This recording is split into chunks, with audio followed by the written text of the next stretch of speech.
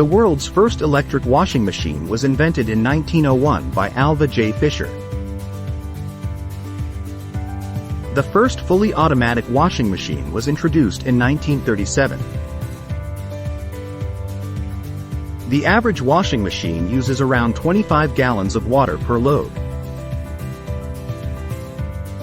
The world's largest washing machine, used in industrial applications, can handle up to 1,600 pounds of laundry at once.